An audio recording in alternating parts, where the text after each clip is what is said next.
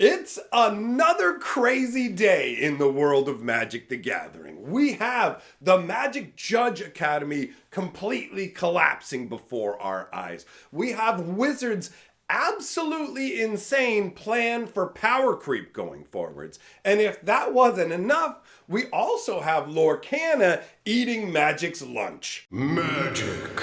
I am a wizard! History. I'm an old wizard! The magic historian. My bones hurt. Greetings,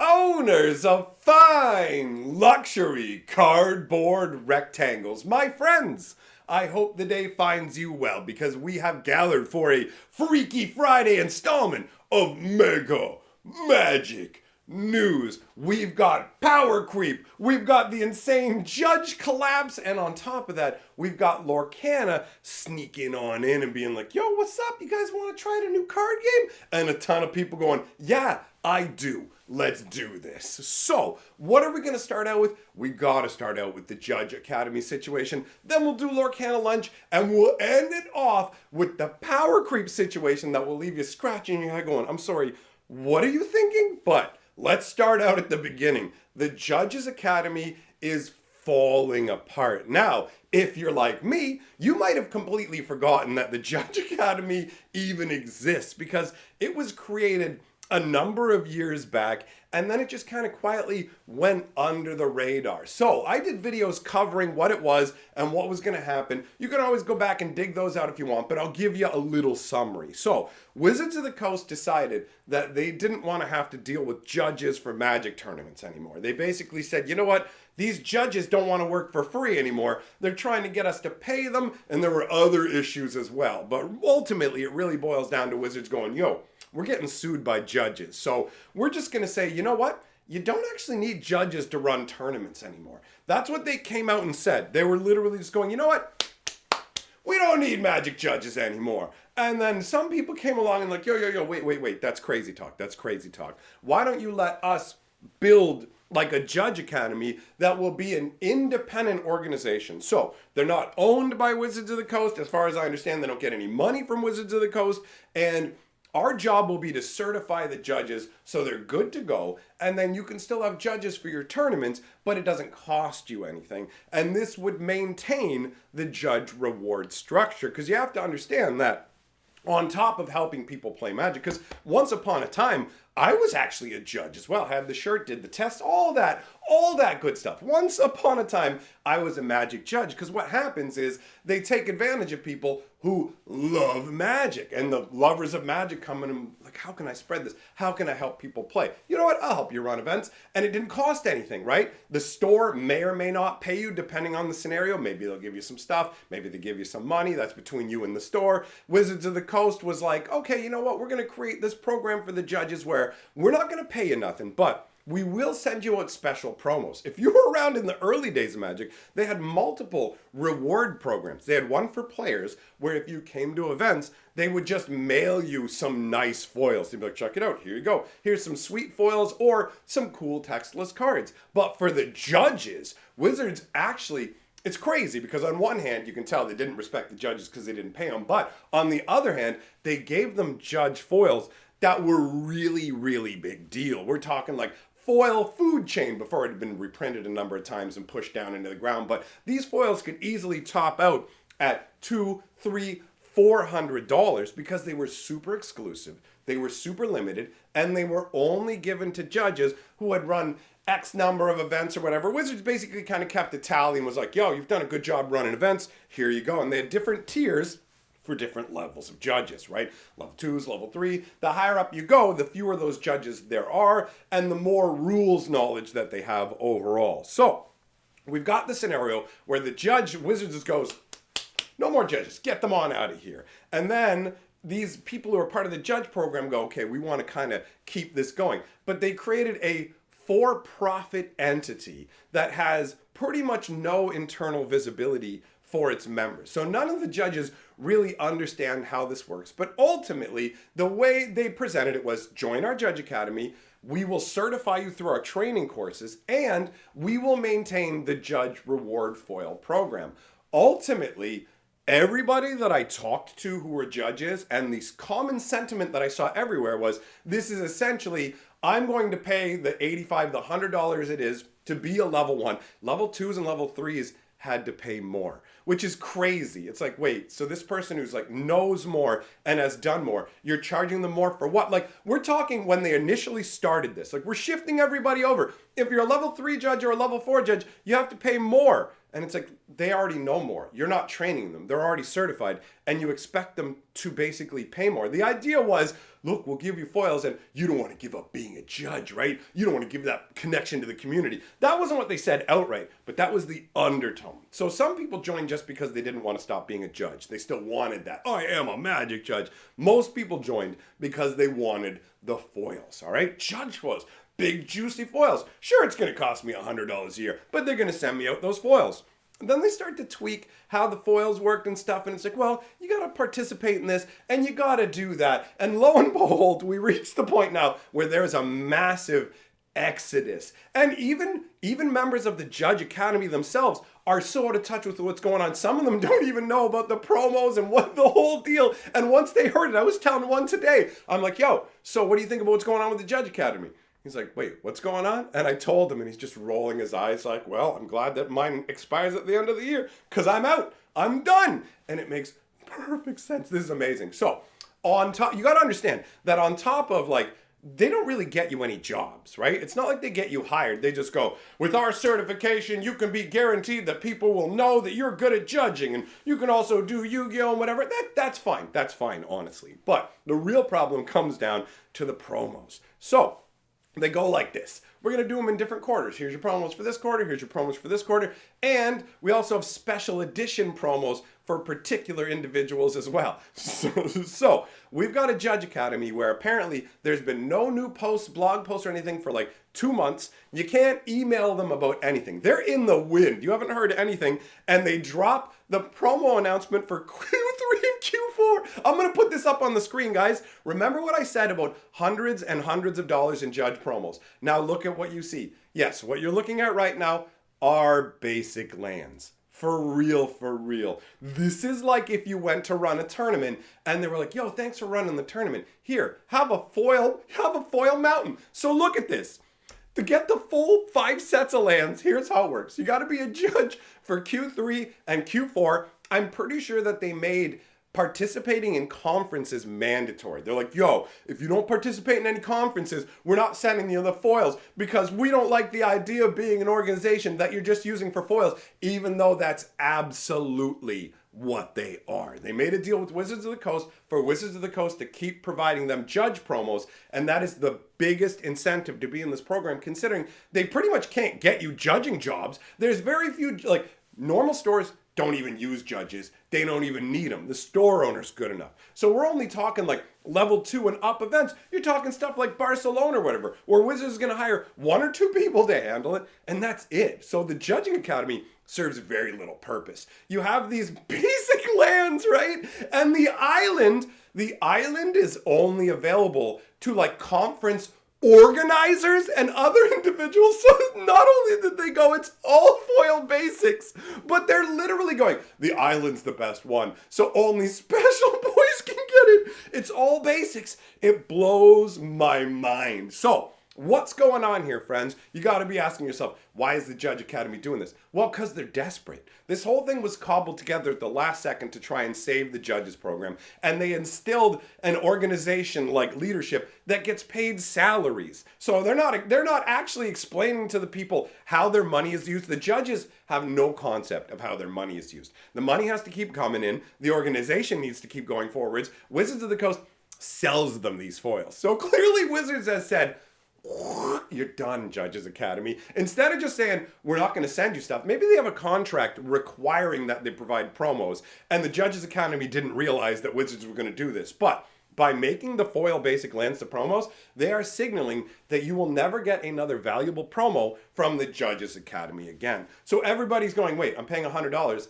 but I could get some foils that maybe I could sell to get some of that back. Originally, actually, Now I'm remembering when the Judge Academy was first announced, a ton of people were like, just join the Judge Academy. You can sell the foils to pay for getting into the Academy. It's pretty much free. It's a perfect deal kind of thing. And now you can't sell those foil lands for squat, right? And Wizards knows. So they're basically going, why would we let you have foils that we could put in secret layers, or we could put in bonus side things in our upcoming sets like Eldraine? Like, why are we giving you good foils? Why are we selling them directly to you cheap and letting you make the profit selling them to people? So they've just decided the Judges Academy is done. They're like, well, you don't really provide any financial benefit. We don't need you to run tournaments. Selling you these singles just undermines our secondary market value, so we're just closing the doors on you. So that's what it looks like to me. And the Judge Academy leadership, just crickets, bro. This is not me speculating either. I have been sent like 40 different posts from inside the Judge Discord, and man, is it ugly. With the exception of a few people who really seem to have drunk the Kool-Aid and are like, the only thing you're paying for with the money is the certification. And it's like, this is somebody who actually thinks the certification matters. I've been a Magic judge multiple times. It doesn't matter. It's not special. It doesn't elevate you. It's essentially a meaningless title almost that for a lot of time meant Wizards of the Coast was taking advantage of. And now it just means the Judge Academy is taking advantage of. They're going to sell you. You're going to pay $100 for 4 basics, bro. You can't even get the 5th one unless you're a conference organizer kind of person. What a crazy, crazy idea. Magic is... Things are wild right now, bro. I'm waiting for the day where Tarmogoyf is downshifted to an uncommon. Like, how long is it going to take to get there? I know that's a side note, but it was just rattling around in my head. Now, let's move on to Lorcana eating Magic's lunch. Today is the 18th of August, and Lorcana is kicking down the door of every game store in town. Either they have it and it's flying out, or they're posting tons of announcements saying when it's coming in, right? So at this point, it looks like, at least here in Canada, all the game stores have gotten their Lorcana, and it is just flying out the door. Stores can't keep the bundles and the starter decks in stock. They're going. And the booster boxes are flying all over the place. So Lorcana right now, like, this is Magic's 30th anniversary. Nothing should be able to pull focus from it if Wizards did the 30th anniversary right. But it's almost like they angered their entire customer base, right? By going, let's make Magic 30 and try and rob our customers. Why don't we just treat them with the most disdain? And yeah, people are looking for alternatives. And guess what? Lorcana looks good. The card quality, magnifique. I opened an entire booster box. It's over on my other channel. In fact, I opened the super duper mega ultra quintuple rare, whatever they call it, where you can only get one per entire case. It's that kind of rare that when you get it, you pick up the phone and you're like, Mama, take the belt from around your neck and get down off the chair. We made it. We did it. So if you want to see that, I'll leave a link at the end of this video. Head on over there. It's a long stream. People describe it as electric and amazing. So go get you some. And the Lorcana looks great. The foil, if you've ever wondered what a flat foil looks like, or if you've ever wondered what it's like when a card company actually cares about their card quality, head on over and take a look, because Lorcana genuinely does. It is massively better than Magic. There's a reason they're eating Magic's lunch. On top of that, guess what? These starter decks and stuff, it's not a bunch of crap where they're like, actually you need to buy a bunch of booster packs and stuff. You can totally just play strong cards. Imagine a Magic the Gathering like starter deck that you could pick up that had powerful mythic rares that defined the meta. Imagine that. It's almost like a company that's not insanely greedy. So Lorcana is absolutely pulling in tons of dollars. It's been flying out the door all day, and they deserve it, because Wizards of the Coast has gotten so greedy and I mean, look what they just did to the Judges Academy, man. They kneecapped them. It's absolutely wild, but par for the course. And speaking of absolutely wild and new par for the course, let's talk about power creep insanity, because you ain't seen nothing yet. This is a little tidbit that slid under so many people's radars with what was going on with Commander Masters and Wilds of Eldraine.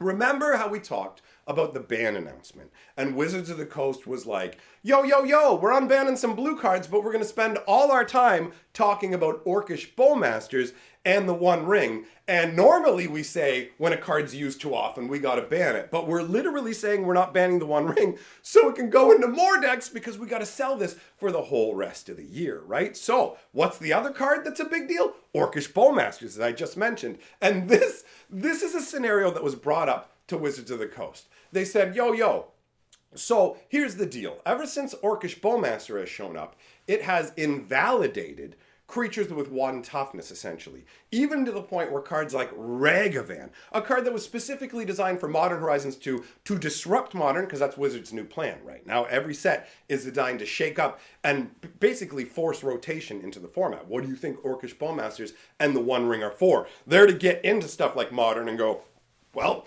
you got to either get me or you got to get other stuff. Either way, we're changing up what's in the mix and you got to buy stuff.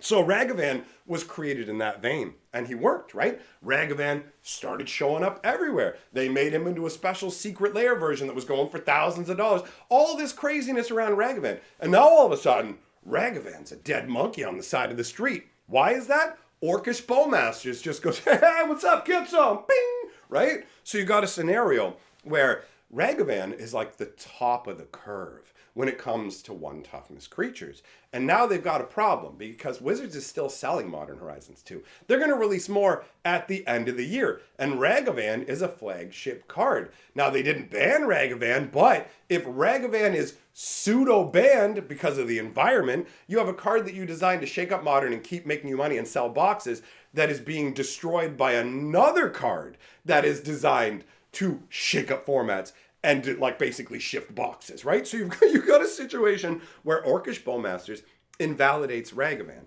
It's brought up to Wizards, and they acknowledge it. And do you know what the response is? The response isn't, we'll take more care with cards like Orcish Bowmaster in the future. The response was, we're now designing more cards with 2 toughness. In response to the problem with Orcish Bowmaster, they're now designing creatures with 2 toughness. Now you might think to yourself, well, what's the problem? That's a perfect solution. Well, what this means now is anytime Wizards makes a good creature that would have 1 toughness to help balance it out, it automatically will get 2 toughness to avoid Orcish Bowmasters.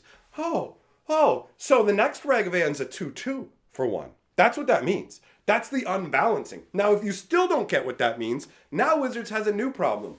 There's all these 2/2 Ragavans going around.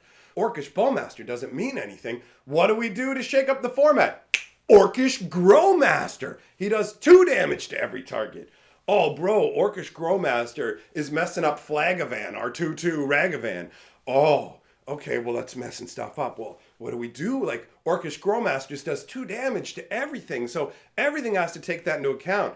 Okay, what do we do? Well, I know! Let's make a new kind of Ragavan. From now on, no creature that doesn't have at least 3 toughness. If we're gonna make powerful mythics, they all gotta have at least 3 toughness. Yo, guys, I noticed that, like, in the format now, Orcish Growmasters can't do nothing because of all these 3 toughness creatures. Yo! Orcish Bromasters! Genius! It does 3 damage to every target. Huh, wait a minute. All these 3 toughness creatures have been invalidated. 4 toughness, another Orcish. 5 toughness, another Orcish. Like, this is the insane road to power creep. And you don't understand how bad power creep is for a game. Spellfire was utterly destroyed by power creep. It was a game that had no casting costs and a bunch of boost spells you would play on your creatures, right? The boost spells were free. So every set, they had to make the boost spells bigger and bigger. So you started out with reasonable stuff. 3s, ooh, a 5, look, whoa, a 7. Then you're going up into 9s, 11s, 13s. I don't even know how high it got because I just left. The game became literally, you have to get the newest set. You have no choice but to get the newest set. And this is what Wizards is moving towards. We're living in this insane world where they design these powerful cards, they intentionally inflate the prices of sets going, well, the reprints and stuff, these have to be more expensive for reprint sets, and then new sets are like, well, this one's for modern, so it costs more. It's this insane combination of jacking prices and jacking the power level. You can't jack that much, bro. You've got to jack carefully. You've got to jack selectively. You feel me? In many different ways in life, but specifically in Magic the Gathering. All right. right, camera cut out their mid-rant, telling me to cool it down a notch and get to the point, so I will. Power creep is one of the most dangerous things for a game because it requires that you constantly keep up with the newest stuff. When you combine that with the fact that Wizards of the Coast wants you to pay absurd prices for this stuff, we enter into a situation that really just absolutely isn't sustainable. Something has to give. Wizards' greed, poor card quality, manipulation like this, it all leads to insanity. Orcish Bromasters, Orcish Growmasters, Orcish No Masters. All right, that's what I'm saying. So, big shout out to my patrons. You guys rule. Thanks for supporting the channel. Tonight, I'm going to be doing a fun live stream over on my other YouTube channel, Hatcher. So come on by if you want to have some good times and watch the wheel spin because I got a good feeling that's what we're going to be doing. All right, let me know what you thought about today's news down in the comment section. And I will mention that some people did point out that YouTube has unsubscribed them recently. So if you want to be subscribed, double check that you are. That's all I have to say for now. So get on up out of here.